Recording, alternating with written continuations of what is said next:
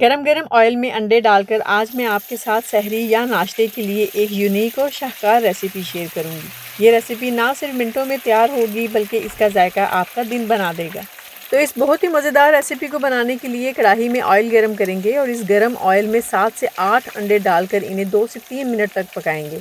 आँच आपने ज़्यादा तेज़ नहीं करनी वरना अंडे बहुत जल्दी सख्त हो जाएंगे और 2 से 3 मिनट पकाने के बाद हम इन्हें प्लेट में निकाल लेंगे। अंडों को इस तरह से फ्राई करने का मकसद ये है कि इनकी रंगत और साफ बरकरार रहे। अक्सर लोग अंडे बराह रास्त सब्जियों में डाल देते हैं जिससे वो बिल्कुल मैश हो जाते हैं, लेकिन इस तरह से पकाने से अंडों के चंक्स मुँह में आएंगे जो कि बहुत लजीज लगते हैं।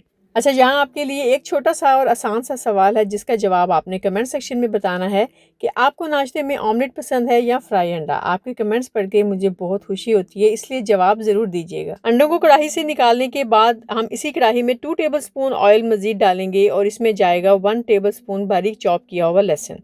लहसुन को हम थोड़ी देर सौते करेंगे। फ्लेम आपने मीडियम रखते हुए लहसुन को गोल्डन कलर देना है। जैसे ही लहसुन की खुशबू पूरे किचन में फैलेगी ना, तो आपके घर वालों को अंदाज़ा हो जाएगा कि आज ज़रूर किचन में कुछ खास बन रहा है। लहसुन हाजमे के लिए बहुत ही बेहतरीन होता है और अंडों की रेसिपी में तो इसका जायका बहुत ही कमाल लगता है। अब लहसुन का जब हल्का सा कलर चेंज हो जाए तो इसमें कुछ ताज़ा सब्जियां डालेंगे जिसमें शामिल है बारीक कटी हुई गाजर, बंद गोभी, शिमला मिर्च, प्याज, टमाटर और कटी हुई हरी मिर्चें।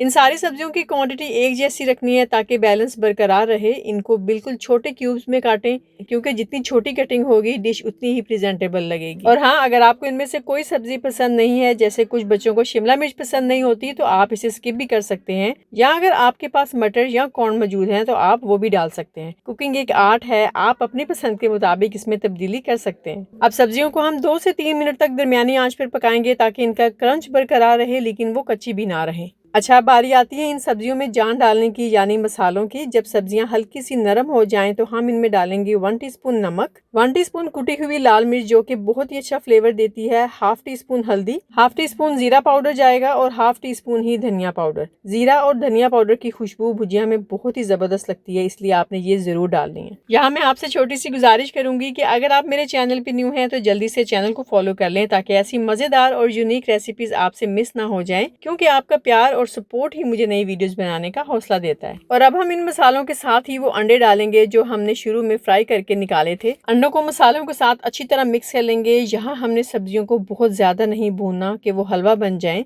अच्छी तरह मिक्स करने के बाद मीडियम टू लो फ्लेम पे 10 मिनट के लिए इन्हें कवर करके रख देंगे। ये 10 मिनट बहुत जरूरी है क्योंकि इस दौरान मसालों का जायका अंडों के अंदर चला जाएगा। और 10 मिनट के बाद बहुत ही जबरदस्त हमारी अंडों की भुजिया बनके तैयार हो गई है। पूरे घर में इसकी लाजवाब खुशबू फैली हुई है। अब हम आखिर में ढेर सारा धनिया इस पे डाल देंगे। अच्छा, मेरे पास इस वक्त हरा प्याज अवेलेबल नहीं था इसलिए मैंने वो नहीं डाला, लेकिन आपने हरा प्याज इस पे जरूर डालना है, इससे इसका जायका और भी लाजवाब हो जाता है। लीजिए जनाब, हमारी बहुत ही जबरदस्त अंडों की भुजिया तैयार है। अब आप इसे गरम गरम सर्व करें रोटी, नान या मक्खन वाले पराठे के साथ। आपके घर में सबको, चाहे वो बच्चे हों या बड़े, ये रेसिपी यकीनन बहुत पसंद आएगी। इसका टेस्ट एक रवायती ऑमलेट से बिल्कुल मुख्तलिफ है। बहुत ही आसान इंग्रेडिएंट्स के साथ और जल्दी बन जाने वाली ये रेसिपी आप लोगों ने एक बार तो जरूर ट्राई करनी है और अपना फीडबैक मेरे साथ शेयर करना है। ये रेसिपी आपको कैसी लगी कमेंट करके जरूर बताएं। आपके कमेंट्स का मैं इंतजार करूंगी। वीडियो को लाइक और शेयर करना भी मत भूलिएगा और मेरी इस खूबसूरत फैमिली का हिस्सा बनने के लिए चैनल को सब्सक्राइब भी लाजमी करना। अपना बहुत सा ख्याल रखिएगा। अल्लाह हाफिज।